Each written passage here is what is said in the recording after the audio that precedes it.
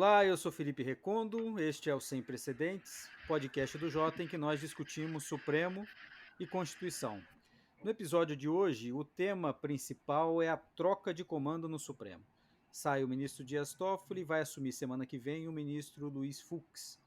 E antes de pensar no que muda, o que vai vir pela frente nos próximos 2 anos, nós vamos debater os 2 anos do passado, da conturbada e complexa gestão do ministro Toffoli. O ministro assumiu o mandato em setembro de 2018 com um discurso de moderação, de diálogo com os outros dois poderes. O presidente Jair Bolsonaro foi em seguida eleito presidente da República e a partir daí o país passou a viver um conflito permanente entre poderes, a assistir um conflito permanente entre os três poderes. E o Toffoli foi um ator relevante nesse processo, mas como resumir esses 2 anos da gestão dele? O Toffoli confundiu o diálogo com parceria? Ou ele agiu, como ele disse, para garantir normalidade e harmonia entre os três poderes? O ministro concedeu nesta terça-feira, quando nós gravamos esse programa, uma entrevista coletiva para resumir sua gestão. E disse que a decisão mais difícil dos 2 anos dele à frente da presidência foi a abertura do inquérito das fake news. E o ministro Fux assume a presidência no próximo dia 10 de setembro e disse para alguns assessores que vai manter diálogo com os demais poderes, mas sem confundir diálogo com intimidade, o que já demonstra uma visão crítica dele em relação à gestão do Toffoli. Nosso time completo: Juliana Cesário Alvim, da UFMG, Diego Werneck, do INSPER e Tomás Pereira, da FGV Direito Rio. Eu começo por você, Juliana, perguntando como você resumiria, em pouquíssimas palavras, a gestão do ministro Toffoli. Olá, Recondo, Diego, Tomás. Eu acho que dá para a gente resumir a gestão do ministro Toffoli na relação entre pacto e dissenso. Como você mencionou, o ministro Toffoli assumiu propondo um pacto, uma harmonização entre os poderes, mas que muitas vezes, para dentro, isso acabou gerando um dissenso na medida em que essa proximidade talvez tenha extrapolado, um diálogo e passado por uma certa intimidade, um certo alinhamento considerado excessivo. Então, um exemplo de uma derrota, que ele teve foi a questão do compartilhamento dos dados do COAF. De outro lado, quando talvez no seu ato mais ousado ou arrojado, que gerou mais críticas externas, que gerou um dissenso externo, que foi a abertura do inquérito das fake news, ele conseguiu promover dentro do Supremo um certo consenso em torno da necessidade desse inquérito, da legalidade e da constitucionalidade desse inquérito e da sua desejabilidade para a proteção institucional do tribunal. Então, acho que esses dois aspectos são importantes durante a presidência do ministro Toffoli. Diego, como é que você resumiria a gestão do Toffoli nesses 2 anos? Eu quero chamar a atenção para algumas características desse pacto, que ele propôs em relação a uma tradição recente no Supremo, de presidentes se apresentarem como tendo uma bandeira, uma característica ou uma série de causas que eles querem apoiar. Então, o Toffoli não seria o nosso primeiro-ministro a se envolver em trabalhos legislativos, na presidência, de certa forma, dialogar, propor soluções. O exemplo que sempre aparece é do ministro Nelson Jobim, que foi um ator importante na articulação, debate e aprovação da emenda da reforma do Judiciário, em 2004. Mas há uma diferença no caso do Toffoli. Enquanto essas experiências anteriores, mesmo quando havia diálogo, envolvimento em formulação de políticas, isso era circunscrito a temas de funcionamento direto do Judiciário. Então, Peluso, quando presidente, também atuou nesse sentido, para citar um outro exemplo.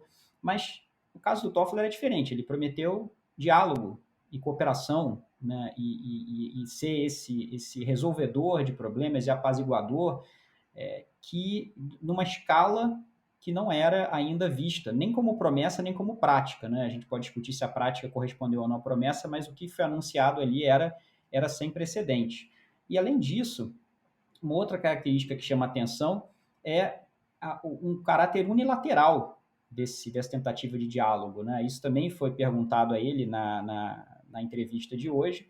Não é estranho que você esteja, desde 2018, falando em construir pontes, em conciliar, em diálogo, num governo que é conhecido por sua agressividade, né, se não direta do presidente, de pessoas a seu entorno, com relação às instituições e ao Supremo, exatamente, Toffoli não viu maiores problemas nisso, mas me parece que essa dissonância, né, entre a vontade dele na presidência de se aproximar e o que o presidente da República estava disposto a fazer publicamente, sinalizar publicamente, essa distância chama atenção. Tomás, e você? Em 1 minuto e meio, você resumiria 2 anos de gestão como?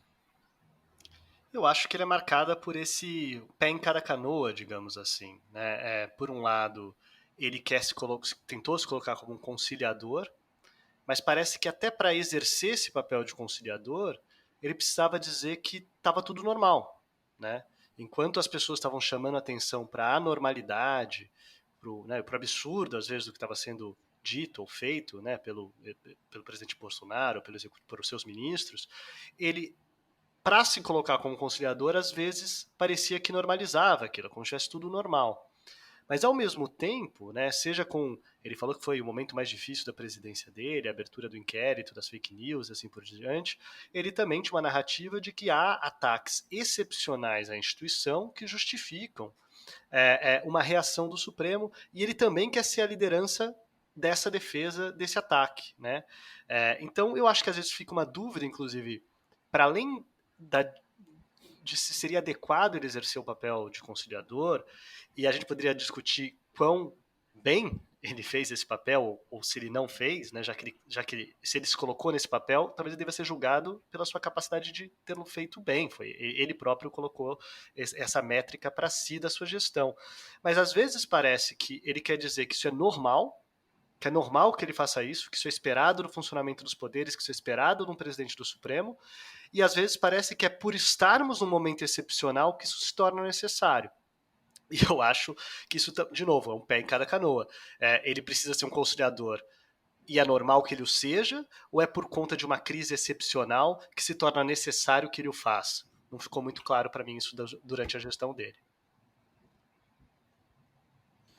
Perfeito. Só fazendo uma lembrança, eu me recordo quando houve o discurso de posse, um assessor antigo do Supremo me mandou mensagem, discurso de posse do Toffoli, falando de mediação, de acordo interno, inclusive, e esse assessor antigo do Supremo dizendo: essa é uma promessa que ninguém cumpre, ela é impossível de ser cumprida. Então ele já colocou, como o Tomás mencionou, ele colocou o sarrafo da gestão dele acima do que ele poderia alcançar, até de uma concordância interna. Apesar disso, ele conseguiu manter internamente na corte um clima de tranquilidade. A gente não viu nesses 2 anos conflitos internos como a gente tinha visto no passado. E agora, um detalhe só do pacto, que aí me parece sempre desafiador fazer uma retrospectiva de uma presidência, é colocá-la no seu contexto político. Quando o ministro Toffoli mencionou pacto, o Bolsonaro não tinha nem sido eleito ainda. Ele não tinha sido empossado. Os ataques ainda não tinham começado, é claro, e na campanha já se via mais ou menos o tom, pelo menos era um tom de campanha. Ninguém apostava que esse tom se manteria no governo, mas ele se manteve. E aí, aquele discurso ele já não cabia mais, né? Ele já não encaixava mais com o governo. Então, de fato, o ministro, quando reclama de algumas análises que são feitas em relação à gestão dele, lembra que o momento era delicado. Mas é essa pergunta que eu queria jogar para vocês. De que forma, digamos assim, o ambiente contamina a gestão do Toffoli? Saber o que é responsabilidade dele pelos erros que podem ter sido cometidos na gestão e o que é responsabilidade de um cenário desafiador com que ele teve que lidar e que ninguém imagina. Quer dizer, eu não posso dizer que ninguém imaginava, porque alguns aqui, entre vocês, podem dizer, a gente já sabia que seria assim, mas enfim. Mas o que seria a responsabilidade dele e o que seria a responsabilidade também da conjuntura? Quando um elemento que talvez não responda totalmente a sua pergunta, né? Mas se a gente for pensar, alguns desses elementos da conjuntura, né, acabaram atuando a favor do Toffoli, de uma presidência nesse momento. Né? Então, por exemplo, sempre que há conflito, não precisa ser conflito abertamente hostil, mas sempre que não há uma boa relação entre o Congresso e a presidência da República, abre-se espaço para o Supremo atuar mais. Né? Então, esse é um elemento que, de 2019 para cá, seria favorável a uma presidência de um tribunal que queira ocupar mais espaço, que queira exercer poder em casos mais relevantes, né? Cria mais espaço para ação quando há fragmentação e desunião, digamos, do outro lado da Praça dos Três Poderes. Então, esse é um primeiro ponto que pode ser considerado favorável da conjuntura. Um outro ponto que eu acho que pode ser considerado favorável é que, conforme esses ataques foram ficando mais graves e mais sérios, né, no início eu acho que o Toffoli parecia ser assim, ele fazia uma leitura sempre mais deflacionária das críticas, e às vezes as respostas dele às críticas, aos ataques vindos do campo da presidência, né, mas às vezes a resposta deflacionária era tão claramente deflacionária e insuficiente que o ministro Celso aparecia como a voz que fazia então essa crítica mais pesada. Né? Se isso vinha de algum arranjo explícito entre eles, não sabemos, mas o fato é que contribuiu para o contraste, né, do Toffoli ficar sempre como alguém que dava uma resposta abaixo do tom. Mas conforme o cenário foi mudando, 2019 para cá, os ataques ficaram tão claros, tão diretos, que houve mais união dos ministros, né?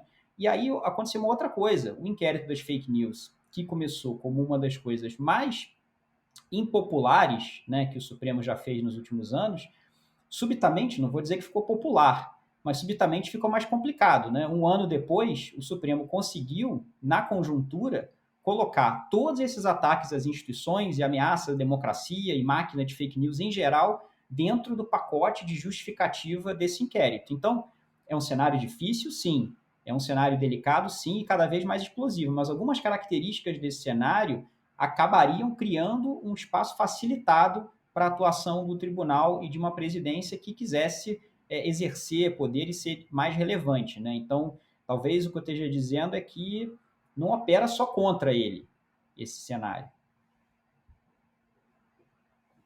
Juliana, eu queria ouvir você sobre isso, você e o Tomás também, sobre esses dois pontos. Tomás, vai você.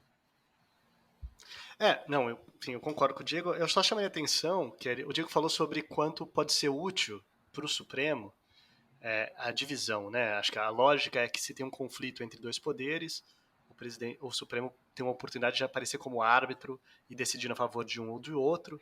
Ele tem sempre alguém do seu lado. Mas eu diria que mais do que isso, né? Teve o fato de um outro elemento disso é que ter a Câmara, né? E a presença do Rodrigo Maia em alguns momentos segurando a aprovação de projetos de lei, impedindo que certas coisas andassem, também impedia que o Supremo tivesse que pronunciar sobre essas coisas. Então, digamos que tinha um corta-luz, às vezes, sendo feito pela Câmara, que permitia que o Supremo ficasse em silêncio em relação a certas atitudes. Mas eu também chamaria atenção para essa transição, né, que o Diego falou, que se reflete na mudança do inquérito, né, mas eu diria que, em geral, parecia, né, você mesmo falou que talvez muitas pessoas não acreditavam nisso com razão, mas parecia que existia uma expectativa de muitas pessoas, e talvez do próprio presidente Toffoli, que depois de uma campanha presidencial conflagrada, que as coisas se normalizassem, que as coisas se estabilizassem, né? E não foi isso que aconteceu. Né? Então parece que tinha essa tensão entre, e talvez tenha tensão entre o normal e o excepcional. Parecia que o ministro Toffoli imaginava que essa normalização ocorresse, e imaginava um certo papel para ele dentro desse cenário normalizado, mas o tempo inteiro as crises reapareciam, os ataques ao Supremo reapareciam e impediam que isso acontecesse. Então, é como se ele estivesse imaginando uma função de conciliador num cenário de normalidade que não se realizava e que foi se tornando cada vez mais evidente que ele não se normalizava. Né? E que o que coloca ele agora tentando dizer que, às vezes, chamar atenção para as vezes em que ele falou de maneira crítica, né, a esses ataques. E talvez seja verdade que ele tenha falado. Né, ele aponta para situações específicas na qual ele fez declarações em defesa do Supremo, elas de fato ocorreram. Mas eu acho que se é verdade que elas ocorreram, chama atenção que talvez, por que as pessoas não prestaram tanto atenção a elas? Será que é porque elas vieram atrasadas? Será que elas vieram num tom abaixo do que elas eram necessárias? Se de fato elas aconteceram, mas se elas não chamaram atenção é porque as pessoas não estavam prestando atenção ou tinha algo de específico na maneira e no timing que elas aconteceram que faz com que elas não tenham sido tão relevantes quanto ele gostaria que elas fossem. Eu chamaria atenção, o Diego falou, né, como muitas vezes a resposta do ministro Toffoli como presidente ficou abaixo do tom e se destacou um tom acima do ministro Celso de Mello, que estava mais identificado com com aquilo talvez que o tribunal quisesse expressar e também o que a sociedade esperava do tribunal, né? Ou pelo menos uma parcela da sociedade. Mas eu queria chamar a atenção para o fato de que não só ficou abaixo do tom, né? Ele muitas vezes se insinuou pelo seu tom para o governo, né? Então, desde aquele início, aquele chamando o golpe de revolução, essa proposta de harmonização dos poderes, né? A contratação de assessores militares para o seu gabinete, teve aquela decisão do COAF, né, que beneficiava diretamente o filho do presidente da República, que pegou muito mal, porque depois o tribunal todo se opôs, né, a essa decisão, e ele não conseguiu construir uma unidade interna nesse sentido. Eu lembrei aqui na discussão sobre prisão em segunda instância, né, quando houve a nova virada do tribunal, a aposta do Toffoli era uma via alternativa, né, era prisão depois de julgamento no STJ, e essa suposta alternativa que ele tentou costurar, tentou emplacar, nem foi considerada seriamente ali nos debates no fim das contas. Então, talvez ele tenha apostado num tribunal dividido, mas que num momento, por exemplo, como o da epidemia de Covid, não se concretizou, né? Houve uma certa união em torno dessa pauta, né, na jurisprudência do Supremo. A gente comentou aqui diversas decisões unânimes, em que não parecia ter nenhuma divergência entre os ministros do Supremo, e que talvez tenham sido os momentos, né, durante a presidência do ministro Toffoli, em que o Supremo mais brilhou, digamos assim, ou que se destacou perante a sociedade. E aí talvez tenha sido a aposta errada, porque o tribunal se destacou justamente quando se opôs ao governo federal. E nesse sentido, o tribunal unido, que não precisava de um presidente para falar por ele, muito menos um presidente que falava num tom abaixo do que o tribunal comunicava.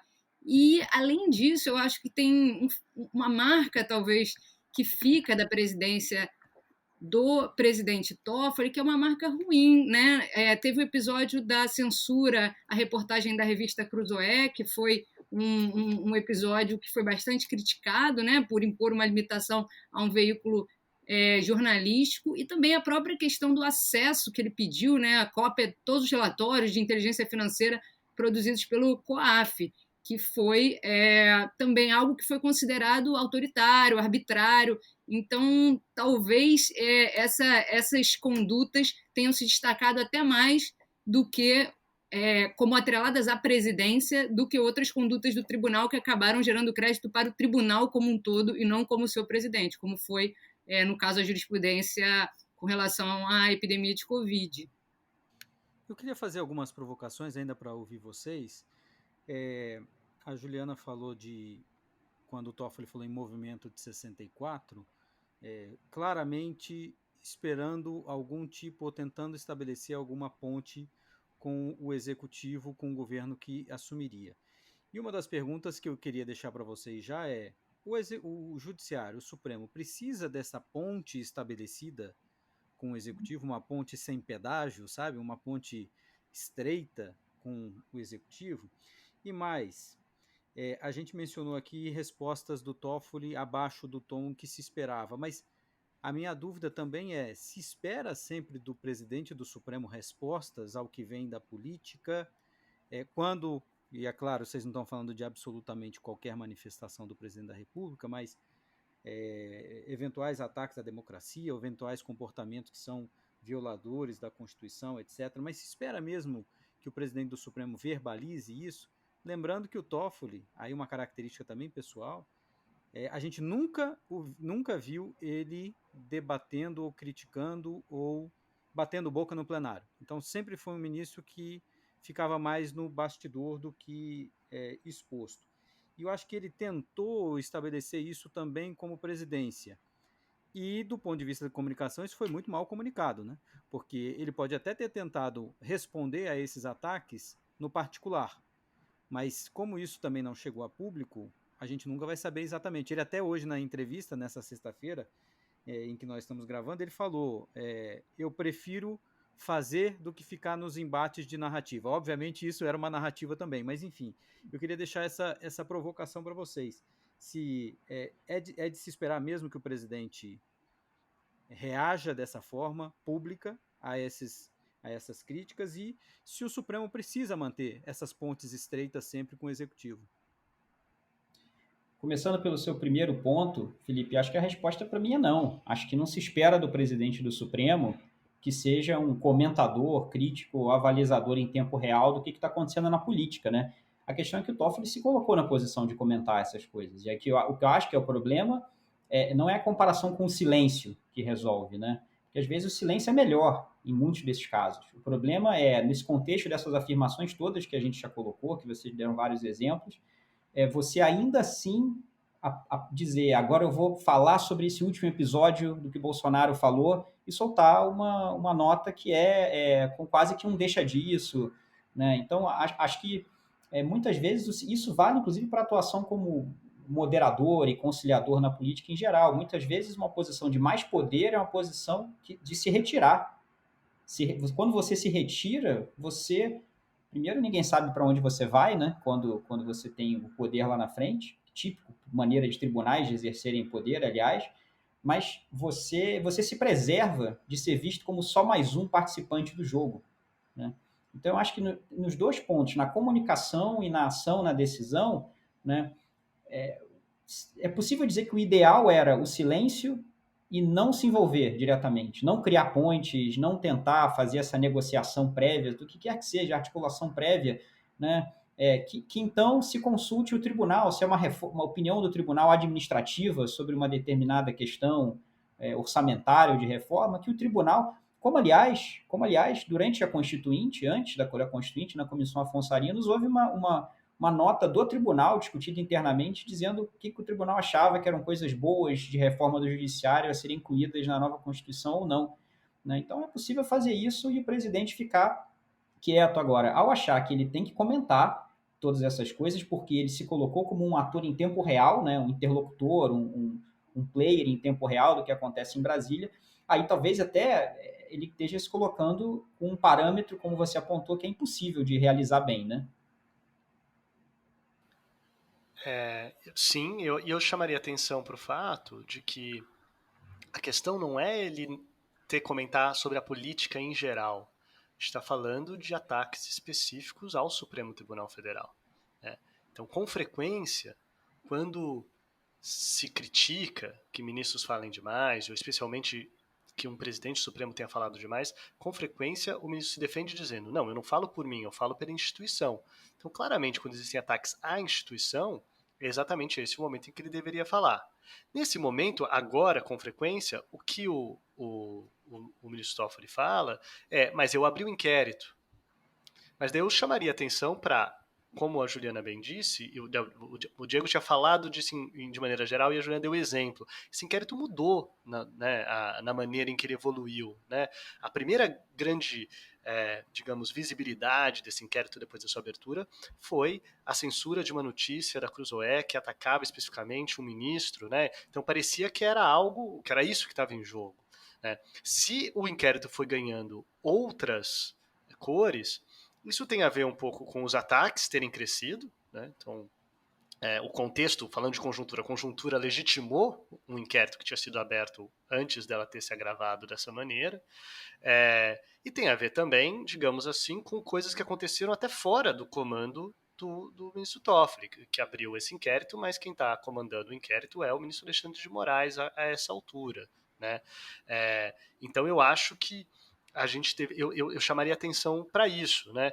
E veja bem, isso é diferente do ministro Toffoli falar, eu não falei porque não cabia a mim falar. O ministro Celso de Mello, enquanto decano, falava pelo tribunal. Não é isso que ele está fazendo, porque poderia ser essa uma estratégia. Dizer, eu não falei, a gente chegou à conclusão institucional que seria melhor. Ele está querendo dizer, eu falei também. Ele está querendo dizer, não digam que é uma estratégia um tanto curiosa, que chama atenção para o fato de que, bem, estava todo mundo ouvindo.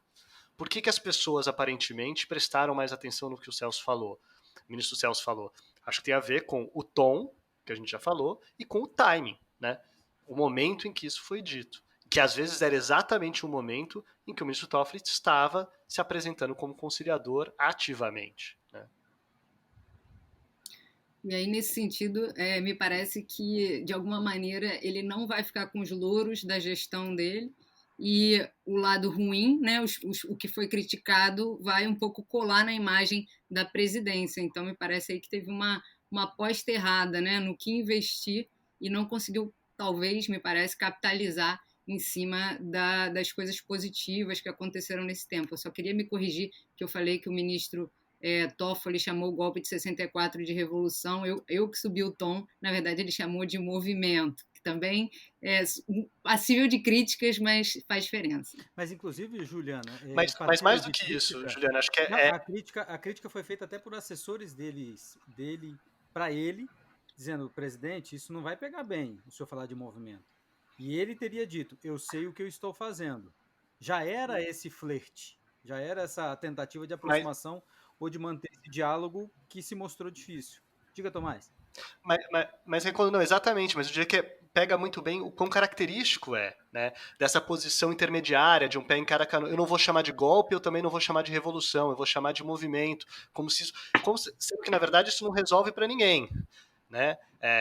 Inclusive, curiosamente, no momento em que, digamos, boa parte da historiografia passou a chamar de golpe civil-militar, para tentar chamar a atenção que não foram só os militares, mas que é golpe, ele resolveu voltar para movimento. Né?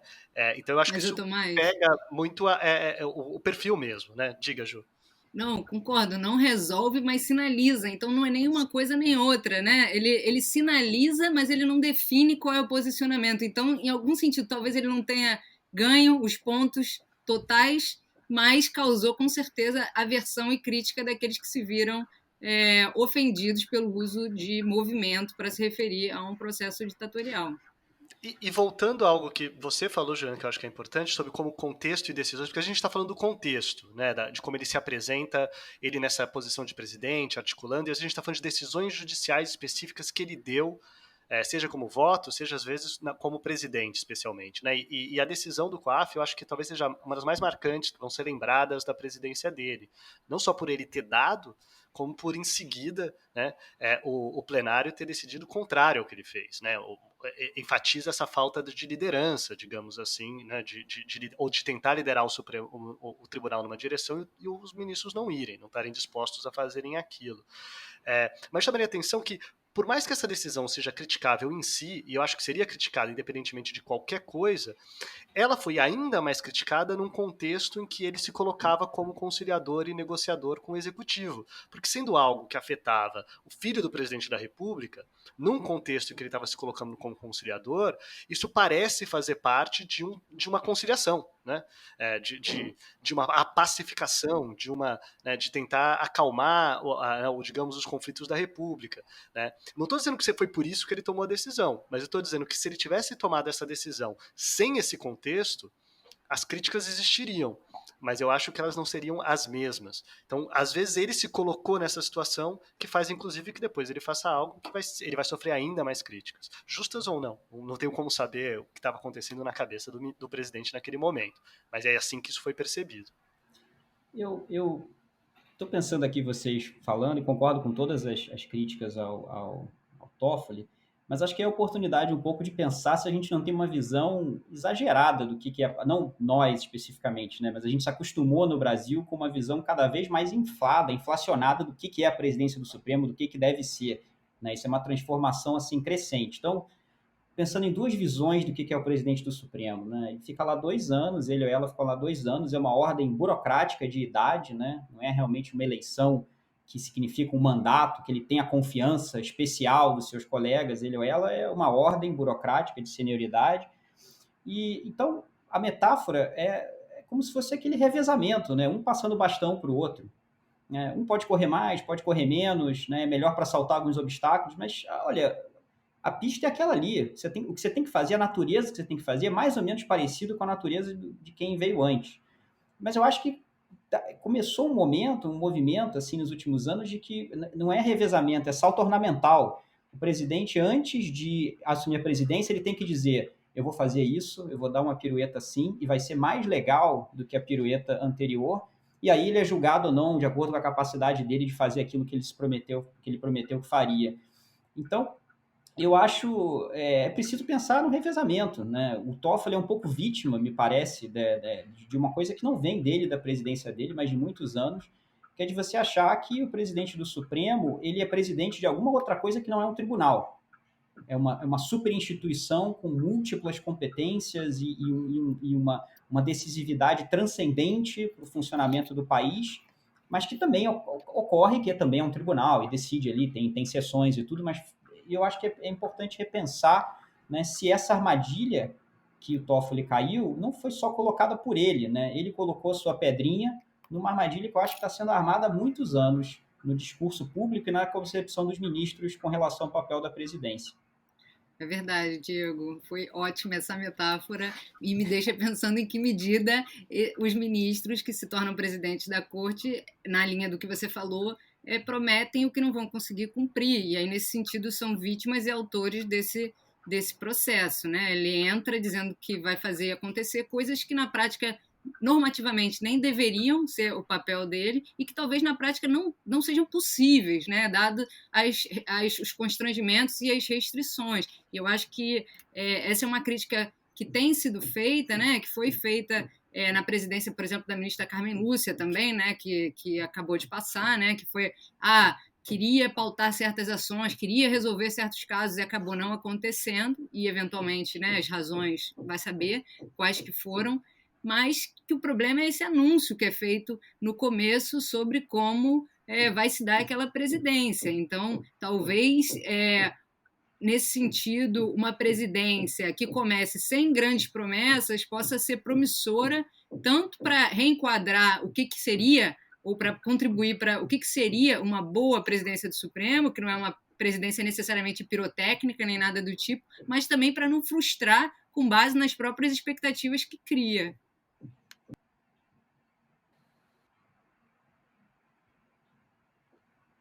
Tomás, você está no mudo? Deixa eu só fazer uma provocação antes, até você desmutar o seu microfone, que o que vocês me falaram me lembrou algumas coisas do passado, do tipo, o Aliomar Balieiro dizia que o presidente do Supremo era como se fosse um garçom, que ele só distribuía as coisas. E um outro assessor do Supremo dizia, a grande tarefa do presidente do Supremo é comprar o papel higiênico para que ele nunca falte no tribunal.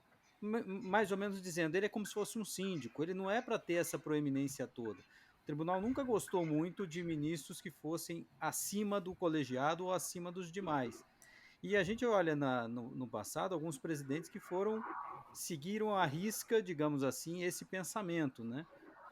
E não necessariamente foram elogiados por sua gestão. Então, de fato, a minha dúvida também, e eu falo aqui sou o único jornalista de formação, se também não é responsabilidade nossa da imprensa de ficar elevando um presidente que fala demais, faz demais, aparece demais, como se fosse para isso mesmo, que o presidente do Supremo tenha que deixar necessariamente uma marca e realizações. O ministro Toffoli falou, e já passo a palavra para você, Tomás, que ele preferia, não conversou muito com a imprensa, que ele precisava realizar coisas durante esse tempo. Mas é uma coisa de realização, nós estamos falando de cargo executor, talvez seja isso mesmo. A gente talvez espere demais do presidente do Supremo. Acho que o Diego sugeriu um ponto aí bastante interessante que vai nos servir também para analisar o Fux depois.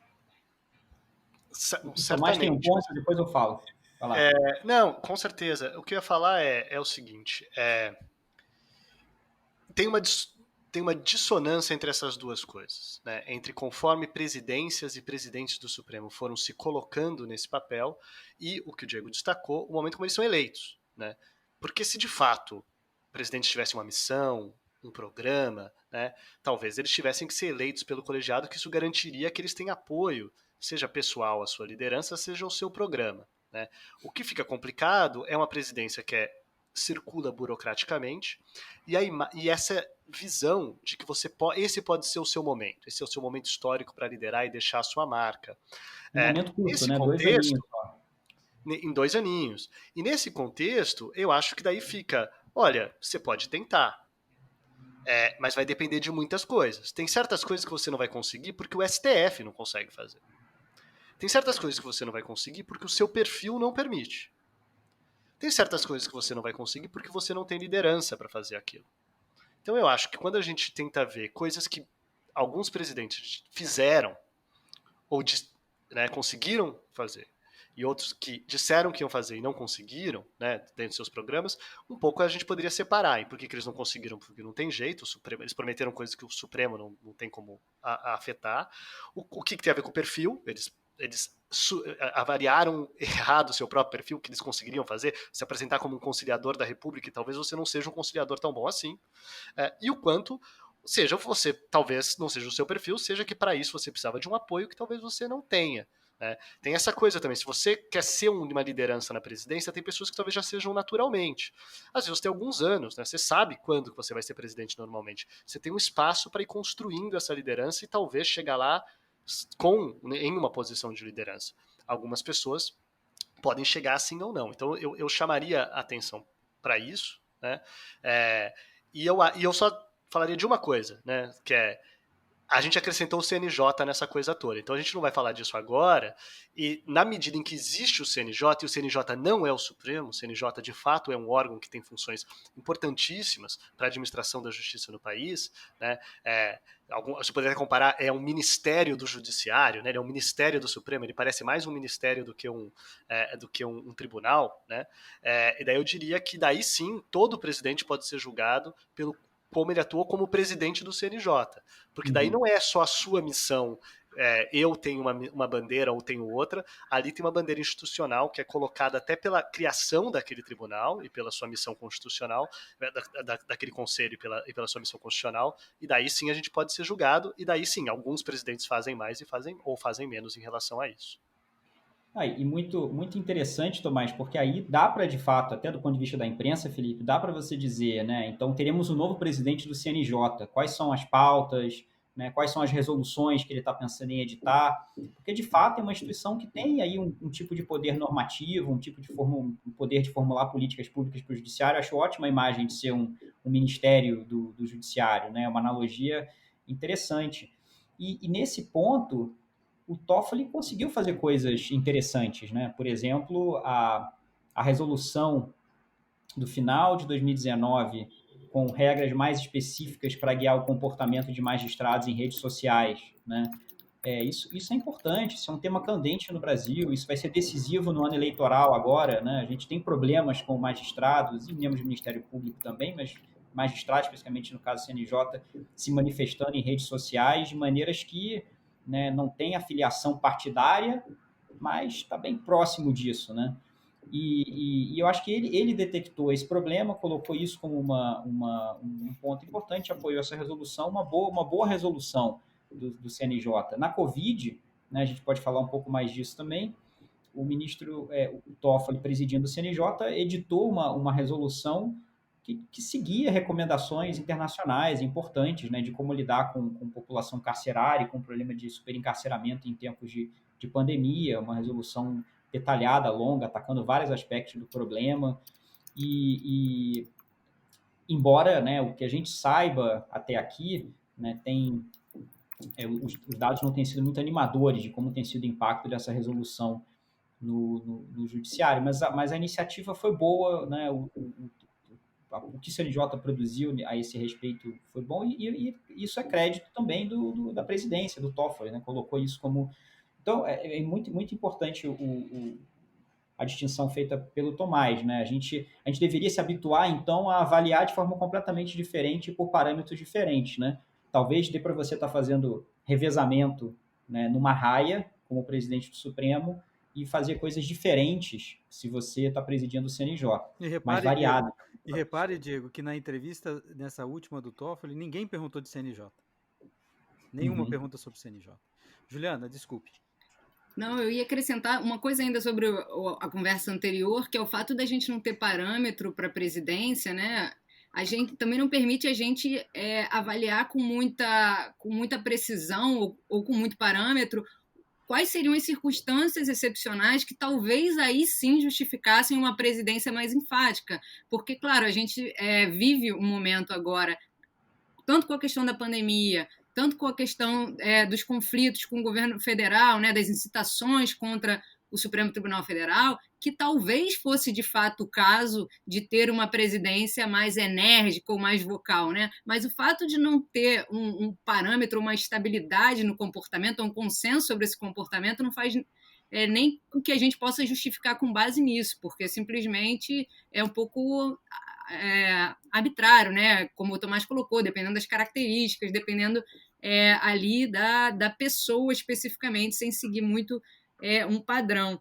E com relação ao CNJ, é interessante pensar também em que medida a articulação do ministro-presidente também à frente do CNJ não depende de uma articulação interna, né? Que isso também depende ou também requer uma certa articulação, uma liderança para dentro, para trazer os demais ministros para essas iniciativas. Nesse caso, como vocês mencionaram, a adoção do Supremo, pelo Supremo, dos parâmetros do CNJ, inclusive quando julgou, né, aquele pedido na DPF 347 sobre sistema de coisa inconstitucional, estado de coisa inconstitucional dos presídios, né, todos foram deferentes à recomendação do CNJ, né, todos foram deferentes. Isso é interessante, porque poderia não ser. Então, isso requer também uma articulação interna e um reconhecimento interno do papel do CNJ e do papel que aquela presidência tem em concretizar ou efetivar as funções do CNJ.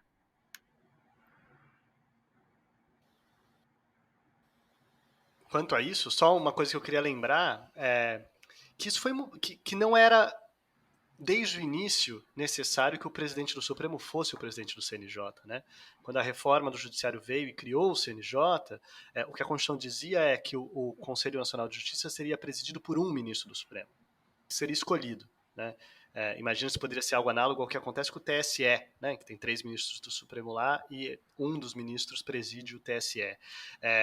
Eles rapidamente identificaram que isso poderia ser um problema por questões pragmáticas, né? Esse presidente do CNJ ficaria excluído da distribuição, isso seria um problema, daí a gente vai, como que o Supremo vai funcionar com o presidente do Supremo fora e o presidente do CNJ fora, isso não ia dar certo porque ficava -1, não ia dar certo porque os números não fecham, eles resolveram que o presidente do Supremo ia ser sempre o presidente do CNJ, que tem uma vantagem pragmática, né?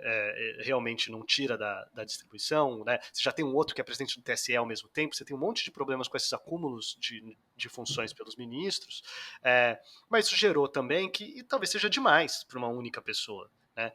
Presidir o Supremo e o CNJ, talvez em certos momentos em que ambos demandem tanto. Então tem um pouco também e alguns ministros dizem isso, né? Alguns ministros dizem isso com todas as letras, dizem isso em termos de escolhas que eles fizeram, alguns até por questões físicas, né? Eu lembro que o ministro Joaquim Barbosa teria um problema de coluna, que como queria circular pelo Brasil, viajando por todos os tribunais e fazendo, se ele tinha até uma dificuldade com isso, né, enquanto presidente do CNJ. Então a gente tem essa questão também, né?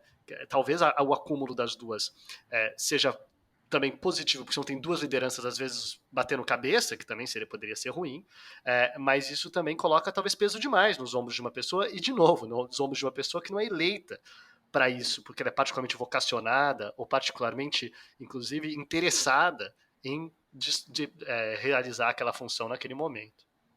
E só para complementar, Tomás, eu concordo com esse diagnóstico de que também há esse processo de burocratização da presidência do CNJ, né? Vai ser sempre o presidente do Supremo, essa indicação automática.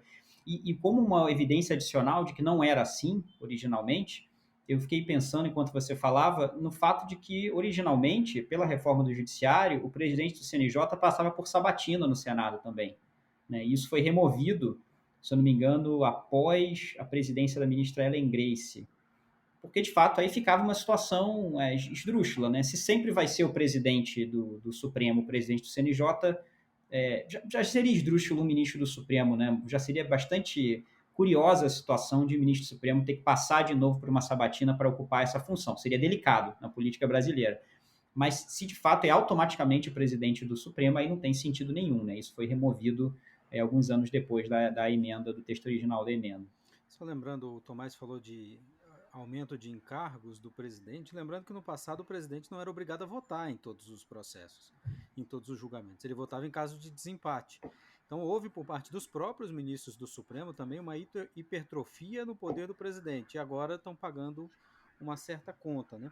Mas de fato o presidente Toffoli, o ministro Toffoli, por exemplo, promoveu essa resolução de Covid, presídios, E a gente já viu, por exemplo, a Juliana falou em apoio interno, que essa resolução não tem tanto apoio interno de alguns ministros, inclusive do próximo presidente. Mas antes de passar para o Fux, só uma lembrança também, algo que é sintético de tudo que vocês falaram agora, e que está numa resposta que o ministro Toffoli deu nessa entrevista de sexta-feira.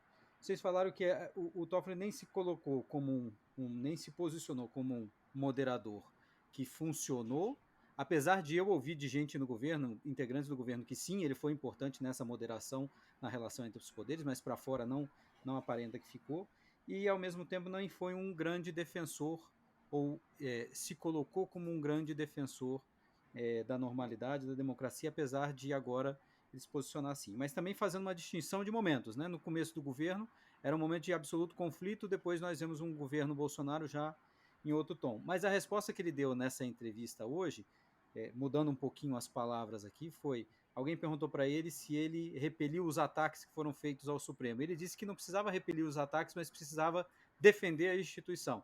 É um pouco a síntese, talvez, dessa dubiedade do Toffoli. E aí eu queria passar para o Fux, a gente fala dele mais na semana que vem, esperando, claro, o discurso dele de posse, e a gente talvez já possa fazer uma análise do Fux com base nessa régua que vocês impuseram aí.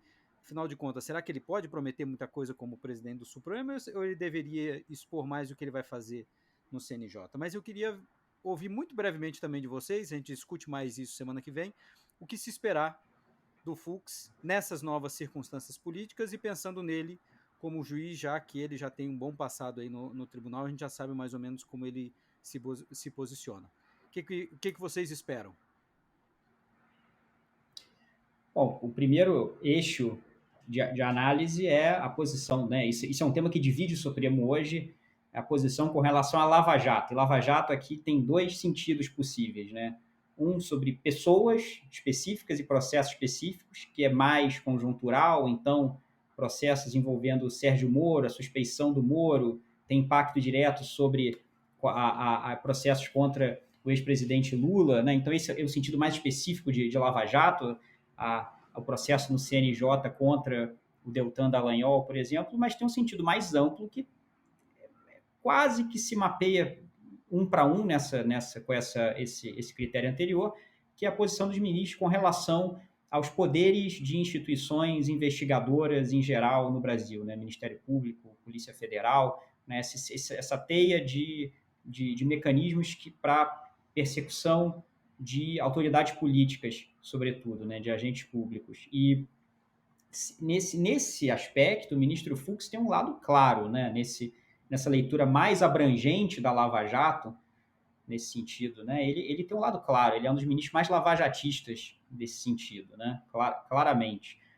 Se você vai na primeira dimensão, né, processos específicos, pessoas, conjunturas, aí é possível que haja variações. Mas em termos assim da ideologia que ele afirma, que ele professa, que ele procura ser reconhecido nos votos, né, e nas manifestações públicas, é um ministro pró, né, Lava Jato, um ministro que se coloca no campo do combate à corrupção como prioridade, inclusive do Supremo, do Tribunal, e nesse sentido ele está no campo oposto ao do Toffoli, né? O Toffoli faz parte, e veja aqui, né, acho que nenhum ministro diria que é a favor da corrupção. A distinção que os próprios ministros colocam são aqueles que são mais simpáticos a você olhar mais generosamente a esses poderes de instituições investigadoras, persecutórias, né, e ministros que são mais céticos em relação aos abusos que podem ser cometidos e que têm uma posição mais rígida com relação às orientações e ações, às vezes, criativas que mesmo o Ministério Público, Polícia Federal e o próprio Judiciário, às vezes, fazem no combate à corrupção.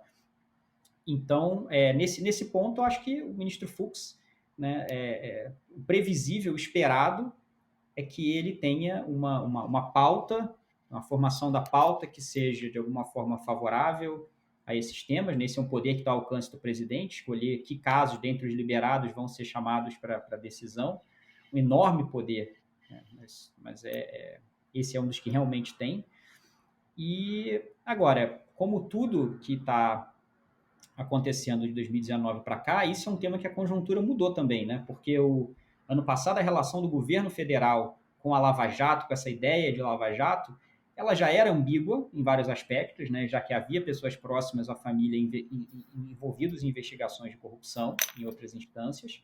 Ela já era ambígua, mas você tinha a figura do Sérgio Moro. Então, o governo, de certa forma, não se colocava abertamente, nem implicitamente contra uma postura pró-Lava Jato. Acho que esse ano isso já está mudando, né? Acho que a saída do Sérgio Moro já remove esse símbolo fácil para a opinião pública. E, fora isso, né, toda a atuação do Procurador-Geral da República, né, e do Ministério da Justiça tem sido numa posição de contestação a diversos procedimentos que hoje são característicos do funcionamento da força-tarefa da Lava Jato em Curitiba, por exemplo. Então, não é o ministro Fux, se a gente supõe que as posições dele não vão ser alteradas, pelo menos a conjuntura mudou, no sentido de que esse é um tema, me parece, mais delicado para o governo do que era em 2019. Já era delicado em 2019, mas agora acho que é abertamente delicado. Essa questão da Lava Jato é muito importante de observar como vai ficar mesmo, porque de fato é uma marca da atuação do Fux. Agora, uma outra marca que pode vir a aparecer na sua presidência é a questão do corporativismo, né? O ministro Fux foi responsável pelas liminares sobre auxílio moradia, né? Garantiram o pagamento do auxílio moradia por 4 anos, quase 4 anos, e depois, né, foram revogadas após um certo acordo que foi feito com o Poder Executivo. Então, essa pauta corporativa do Judiciário vai ser interessante de observar também como ele vai se posicionar como presidente nessa discussão, ainda mais agora em que a gente está falando de uma reforma administrativa em que o Judiciário está sendo excluído como outros ramos, né, do Estado, como legislativo, como certas carreiras de Estado também, e que isso está sendo muito criticado porque está excluindo uma parcela dos funcionários públicos que oneram imensamente o Estado também. Então, vamos ver como é que vai ficar, né? Esse conflito também. Claro que o corporativismo já era criticado, mas agora, talvez nessa conjuntura, essa questão fique mais saliente e vai ser interessante observar isso sob a presidência do ministro Fux. Uma outra questão que eu acho que vale a pena a gente ficar de olho também o ministro Dias Toffoli, ele tinha uma preocupação muito grande com eficiência, né, com os números do Supremo.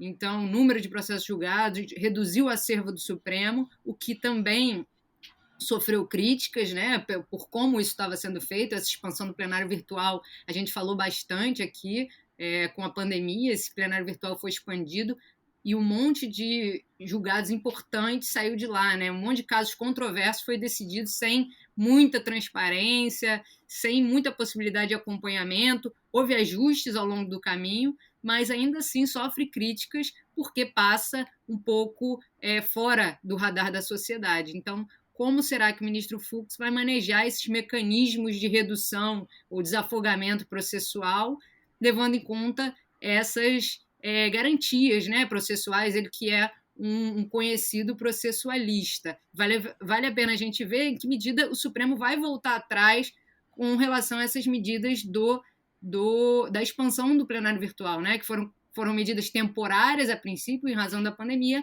mas a gente não sabe se de fato, com a volta, né, das atividades presenciais, o Supremo vai dar um passo atrás e retornar à sistemática anterior de maior restrição do uso do plenário virtual. Ju, só complementando, para o ministro Toffoli, né, o plenário virtual foi um indicador importante de sucesso da gestão dele. Ele sempre muito preocupado com números, né, várias vezes, em várias ocasiões, colocava o aumento do número de decisões colegiadas do tribunal, né, como um ponto positivo, uma coisa que ele estava buscando e que vinha conseguindo promover. O contexto disso é a crítica crescente nos últimos anos de que decisões monocráticas acabavam predominando no tribunal. Então, Toffoli falou, se esse é o problema, vamos promover decisões colegiadas. Só que entre elas há um grande número de decisões, como a Juliana apontou, do plenário virtual. E tudo bem você usar o plenário virtual, a gente já apontou aqui em vários outros programas, né? Juliana já falou, Tomás já falou, Felipe já falou, que o Supremo tem um volume enorme de processos, precisa de mecanismo para lidar com esses processos, né? O que é complicado é você querer vender como se uma decisão do plenário virtual significasse a mesma coisa que uma decisão do plenário, do plenário de fato, né? Com sessão remota ou ao vivo, o plenário de fato, os ministros se interagem, os ministros têm um outro tipo de accountability entre eles, de exposição e de troca, que não há no caso do plenário virtual. Então, talvez o ministro Toffoli fosse colocar isso como um dos principais indicadores de sucesso também do mandato dele, né? Promoveu decisões colegiadas. Mas o que significa uma decisão colegiada? Quando você pensa no plenário virtual, isso quer dizer uma coisa bastante diferente. Sobre isso, então, continuando a partir daí exatamente, Diego, lembrando que a gente já falou sobre como isso afetou os poderes do presidente do Supremo, que tem um grande poder de pauta, e o plenário virtual deu mais poder aos ministros individualmente para acabarem pautando no virtual certas questões que eles sem o poder de veto desse presidente do Supremo. Então, se é verdade que no caso do ministro Toffoli, isso afetou os poderes dele, mas foi ele próprio que criou isso, ou expandiu isso. O ministro Fux entra num tribunal em que isso já existe, né? Então ele vai ter que lidar com isso. Eu acho que é uma mudança de contexto que a gente vai ficar de olho. E agora nós vamos eleger um personagem, uma decisão ou um fato da semana, começando por você, Juliana. O que você elegeria? Acho que um dos fatos que mais repercutiu essa semana foi a questão do afastamento do governador do Rio de Janeiro, Wilson Witzel, pelo STJ. Né? No programa passado a gente fez um breve comentário, a decisão tinha acabado de sair, a monocrática do ministro Benedito Gonçalves, e essa monocrática foi confirmada pelo colegiado. Né? O que eu acho que vale a pena ressaltar desse fato é que a decisão do ministro Benedito Gonçalves ela recebeu muitas críticas pertinentes, o fato de ter sido monocrática, o que justificaria o prazo de 180 dias especificamente, por que outros investigados não foram objeto da busca e apreensão sem que houvesse justificativa, e também a maior crítica talvez seja o fato do STJ, um órgão judicial, estar afastando um governador de Estado, que isso seria antidemocrático e eventualmente inconstitucional. O que eu queria destacar é que, com relação a essa última crítica, o que faltou ser melhor discutido, me pareceu, é o papel do STF nisso, né? Qual o papel que a jurisprudência do STF tem para essa decisão, né? Não foi o ministro Benedito Gonçalves que inventou essa possibilidade, isso já vem de um entendimento do STF. Diego, você, o que você elege? Destaco a mesma decisão e, seguindo esse fio levantado pela Juliana, né, da responsabilidade do STF, as críticas importantes que tem que ser feita a essa decisão, me parece que não tem a ver com relação à legalidade da medida, ao menos se a gente toma como dado a jurisprudência do Supremo. Né? Ela pode ser um uso injustificado, um uso concretamente excessivo e ilegal de um poder que o Supremo reconheceu, que os ministros do STJ têm e que o STJ tem em processos contra governadores. Né? Então, para citar dois exemplos, é uma jurisprudência antiga do Supremo, desde os anos 90, que já vinha eliminando dispositivos de constituições estaduais que estabeleciam garantias, imunidades em processos por crime comum para governadores de Estado. Então, já nos anos 90, por exemplo, o tribunal disse que governadores de Estado, a Constituição estadual não pode dizer que o governador tem o tipo de imunidade que o presidente tem, de só poder ser processado por fatos ligados ao exercício da função, isso já nos anos 90. Em 2010, né, o governador do Distrito Federal, Arruda, foi preso por uma medida cautelar no exercício do cargo. Né, e o Supremo, em habeas corpus, entendeu que tudo bem, né, a cautelar era justificada naquele caso, era um caso excepcional, em que havia muitas investigações em curso contra os membros, né, da Câmara Legislativa que teria que autorizar ou não o início do processo. Então, o Supremo topou, em 2010, uma cautelar de prisão de um ministro, de um governador de Estado no exercício do cargo. Em 2017, né, aí já entrando mais diretamente no arco da Lava Jato, uma decisão que fala em termos, né, de republicanismo e de eliminar entraves a accountability de atores políticos, fala explicitamente nesse vocabulário, o Supremo firmou a tese de que, né, isso está literalmente na tese fixada pelo Supremo, que vai caber, primeiro que a Constituição Estadual não pode exigir prévia autorização legislativa para que o processo comece, né? Mas nesse caso, né, pode até ser antes do processo, mas o Supremo fixou o entendimento de que caberia ao STJ e seus ministros, né, no ato de recebimento da denúncia no curso do processo, dispor fundamentadamente sobre a aplicação de medidas cautelares penais, inclusive afastamento do cargo. O STF decidiu ali que não só não era possível ter autorização prévia, exigir isso, como decidiu também que constituições estaduais não poderiam estabelecer o afastamento automático com o recebimento da denúncia. Então, deixou meio isso ao prudente arbítrio, digamos assim, fundamentado caso a caso, dos julgadores do STJ. E o resultado é que esse poder pode ser usado em casos em que a gente acha correto, casos que a gente acha errado. O poder em si, porém, se a gente toma como dado a jurisprudência do Supremo, existe, e a responsabilidade é do Supremo, por esse poder existir nesses termos. E você, Tomás? Olha, eu acho que a gente tem que lembrar que, por enquanto, tem uma denúncia contra o governador que não foi aceita ainda. E é isso que está na cerne de parte dessa discussão. Né? Tem uma discussão, se a denúncia tivesse sido aceita e tivesse sido determinado o seu afastamento do cargo como consequência, o que inclusive é um paralelo ao que acontece com o presidente da República, quando a denúncia contra o presidente da República é aceita por crime comum, ele é afastado, eu acho que a gente não estaria vendo essa discussão. Né? A discussão tem dois níveis. Um é se pode o STJ afastar um governador antes de aceitar a denúncia. Né? O outro é o fato de ter sido feito, como a Juliana já falou, monocraticamente, individualmente pelo ministro do STJ. Agora a gente tem uma decisão coletiva, a gente tem uma decisão colegiada que reafirmou a decisão do ministro nos méritos, né? no mérito dela, né? No sentido em que o afastamento se justificava. Mas é interessante que quando você faz esse tipo de análise, a análise de recebimento de uma denúncia, em geral tem a ver com se há indício suficiente para que a ação seja aceita, que indicam, né, alguma probabilidade de que eventualmente isso vai gerar uma condenação. Né? Em vários momentos dessa decisão, parecia que ele chamava atenção para a gravidade dos fatos, para as provas que existiam, ou seja, parecia que eles estavam falando de um monte de elementos que teriam a ver com o recebimento da denúncia. Bem, se esses elementos estão lá, talvez de fato, né, seja o caso de se receber a denúncia.